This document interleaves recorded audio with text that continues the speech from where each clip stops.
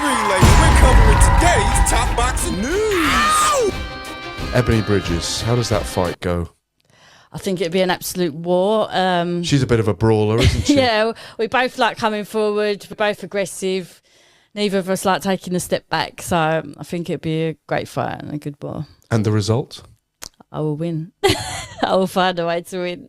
Is reigning WBA bantamweight champion Nina Hughes eyes on the prize, eyeing a unification match with IBF champion Ebony Bridges later on this year. Ebony, who's on the bounce, recovering from surgery. We've talked about this. And given a fight between them, a first look. The fight between Ebony and Nina, that's not next. Ebony's likely going to come back sometime in late summer, have a tick-over fight. I vaguely recall Ebony mentioning a potential Avril Mathy fight, a voluntary title defense. Avril Mathy, her countrywoman. She's an Aussie, but she's based out of America. Ebony's based out of the UK. Before it becomes about Ebony and Nina, it will become about Ebony and perhaps Avril Mathy or some other fighter, just some other challenger, a tick-over fight. Remember, Ebony's coming off of hand surgery, and she's breaking in a new trainer. She's not with Mark Tibbs anymore. She has since enlisted the aid of David Caldwell. We've talked about that in a previous video. Ebony Bridges is the most recognizable fighter and the most recognizable champion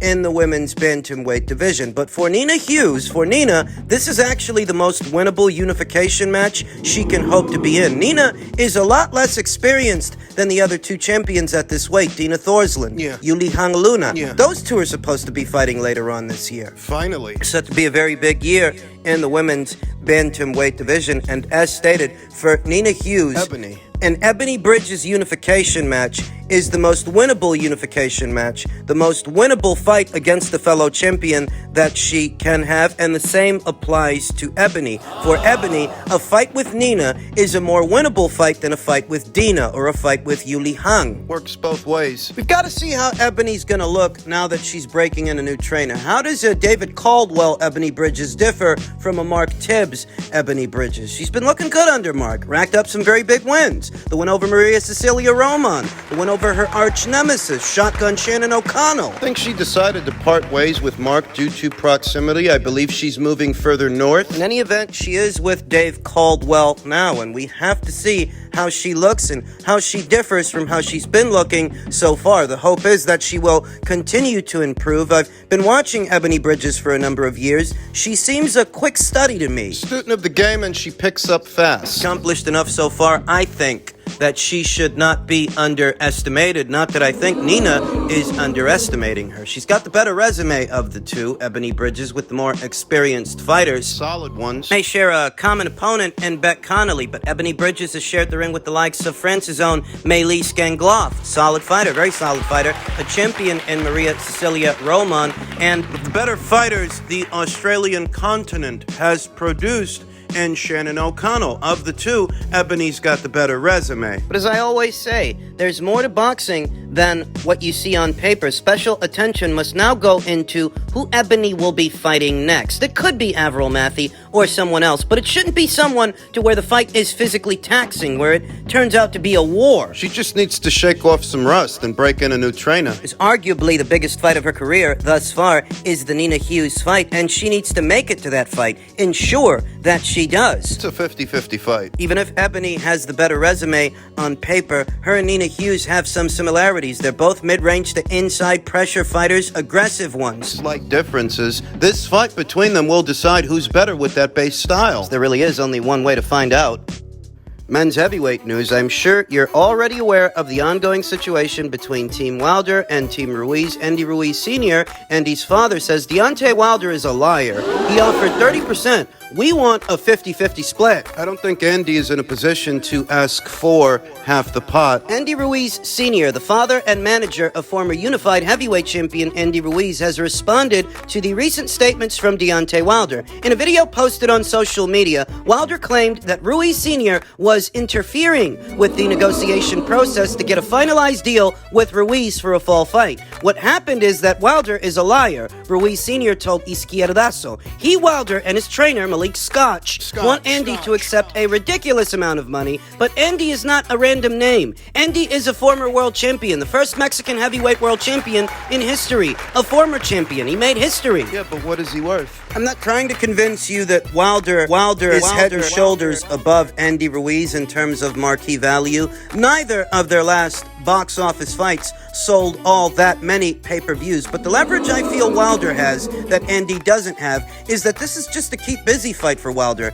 a tick-over fight until such a time as he can share the ring with Anthony Joshua later on this year. Don't forget that. Wilder wants to offer Andy around 30%, Ruiz Sr. explained. We want 50-50 because Wilder is no longer a champion. He is coming off of a very bad fight where he fought against a sparring partner in Robert Helenius. I think that sparring partner took a dive, and Andy is coming off a good fight and lasted 12 rounds with Luis Ortiz. It's not good money, and I will tell you why. They are offering almost the same amount of money that Andy received when he beat Ortiz. How is it possible to receive the same amount of money with Wilder as we did with King Kong? Andy and Wilder are going to fill up a stadium. They are going to sell a crazy amount of pay-per-views because everybody wants to see that fight. They are not offering a fair split. The only thing we are asking for is a 50-50 split. We are not asking for anything else. Remember that Andy Ruiz was in talks for a Tyson Fury fight a few weeks ago, and remember what Tyson Fury said, that Andy Ruiz priced himself out, that his demands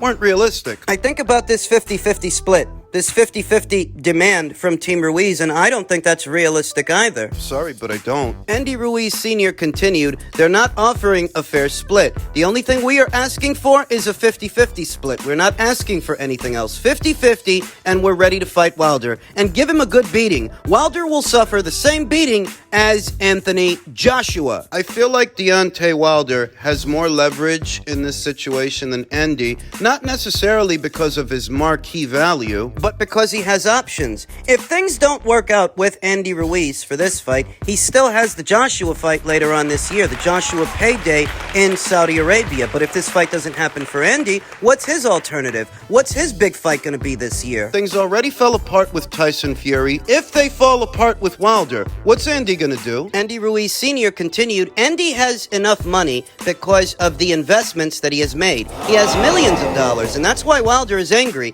because he had to negotiate with me. He wanted me to persuade my son to fight for a certain amount of money, and he is dumb. He is stupid if he thinks that I would try to persuade my son to accept a fight for that kind of money when Andy doesn't want to fight for that amount. He, Wilder, is out of his mind. We don't have a deadline. Wilder doesn't have any other options at this moment. That's not true. He's got that fight in Saudi later on this year. What have you got? Andy Ruiz Sr. continued, where is he going to fight? His option is to fight again with King Kong again, but Ortiz is low profile now. Nobody knows about him. He's not in the news anymore. Saying that Wilder ain't got no options. Saying there is Chris Arreola, but Chris Arreola is about to fight Frankie Sanchez. Anthony Joshua, he's not fighting Joshua at this moment. Fury, he's going to fight with Usyk in December. No, he isn't. That's another story. And most probably they will have a rematch clause, and they will fight again at the end of 2024. Wilder will be 40 years old. That's why Andy is his only option, and with both of them receiving good money. I think Andy's overshooting it is what I think. I think they're jeopardizing this fight, and it might fall apart the same way the Fury fight fell apart. And if it does,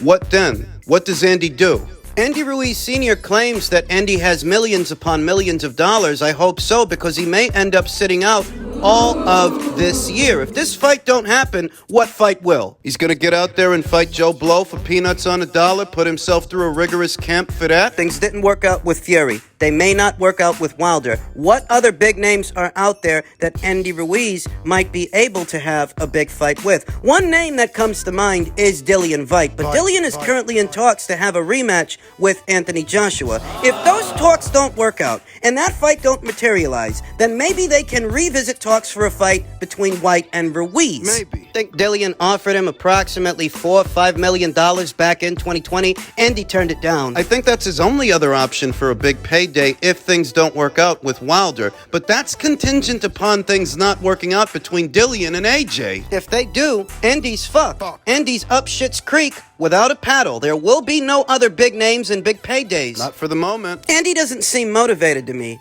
Negotiating this fight the way that they're negotiating this fight, Being honest. Heavyweight division's really cooled off. To add to the anticlimactic news circling around the heavyweight division, according to Simon Jordan, it's not happening. Simon Jordan gives worrying update on plans to make Tyson Fury versus Alexander Usyk in December. He's less pessimistic about Joshua versus Wilder. All the news centered around Joshua versus Wilder has been positive, not so positive when it comes to Fury versus Usyk. Well, isn't that what I've been telling you? The complicated scenario is proving to be exactly that, with nothing finalized as of yet. Now, Jordan has said on the Talk Sport, Talk Boxing show, I'm being told there's no way Tyson Fury's fighting in Saudi in December, and there's a long way between this fight being made. I remember that it was Simon Jordan who said it first. It was Simon Jordan who said that the people in Saudi were interested in staging a super card, a mega card involving all four heavyweights: Deontay Wilder, Anthony Joshua, Tyson Fury,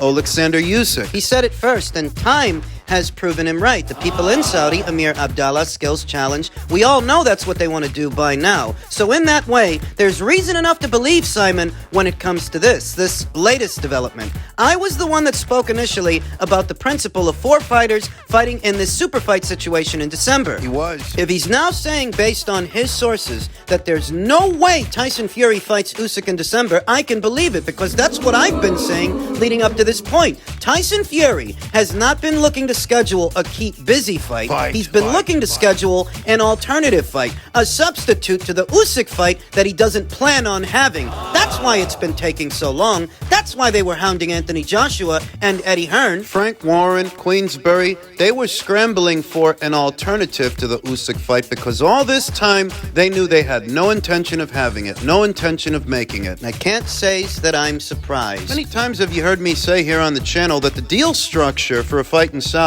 involving that many fighters, it could be complex. Too many fingers in that pie. There's no offers been made. Now, those offers can be made relatively quickly, but they haven't been made. Discussions are ongoing, but I've been told by relatively reliable sources that this is not happening in December. This will not happen in December. Of course not. If you've interpreted Tyson Fury's movements as anything other than him avoiding Alexander Usyk, you've got blinders on. You're looking at that guy through rose-tinted lenses because that's what he's been doing. He's been trying to put distance between himself and Usyk this whole time. How they handled the Usyk negotiations, what's going on now. Doesn't want that fight. He's never wanted that fight. I'd sooner expect him to fight in a crossover fight, a circus fight with an MMA fighter than Alexander Usyk. He says he's got some big news coming. Tyson Fury does. Made some mention of being offered a John Bones Jones crossover fight, a circus fight. And obviously, the Ngannou conversation has been a conversation for some time now. I'm not surprised by all of this. I am disappointed, but I'm not surprised. Tyson Fury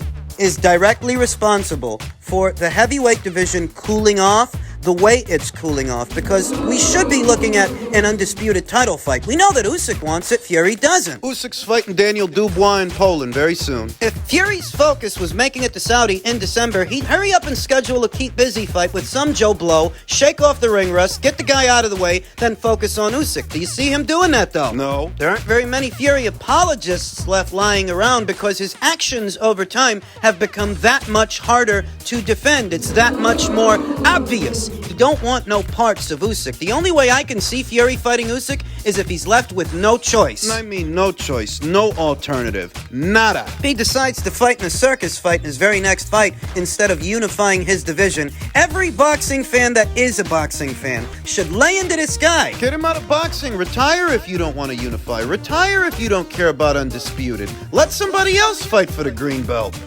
Elsewhere in the division, the rematch is set between Zhang and Joyce to take place on September 23rd at the OVO Arena, Wembley, which is the equivalent of the Hulu Theater at MSG. This is a far less complex situation than what we're seeing with Fury and Usyk. Put simply, Joe had a rematch clause. Yeah. He activated it. Yeah. Thus, Zhang, he's got to run it back with him. He's got to give him another shot. Initially, it was Joe giving Zhang the shot. Funny how the tables turned. Question now is, can you teach an old dog new tricks, because Joe Joyce, though he may not look it, it may not seem that way, this guy is close to 40. He's a pressure fighter, the kind of fighter that really don't change much in between fights. Can he be more than that in a Zhang rematch? They're likely going to have him walk in there a bit heavier than he did in the first fight. In the first fight, he was fit and trim, slimmer than I'm used to seeing him. He'll pack on the pounds for the second fight, though I don't know how much difference, if any, that's going to make, as being too light wasn't the issue. Didn't seem to be the issue, not from where I was sitting. I mean, if he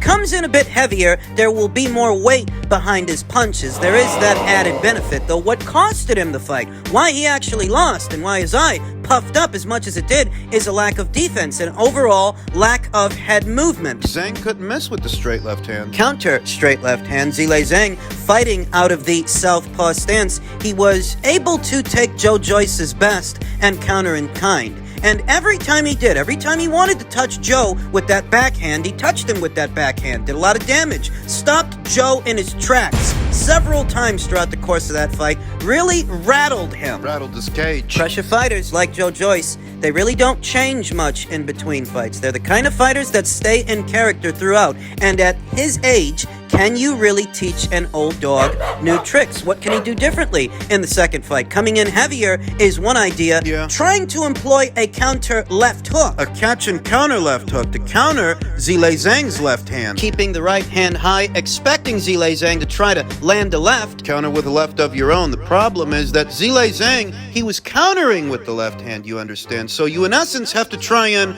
counter the counter.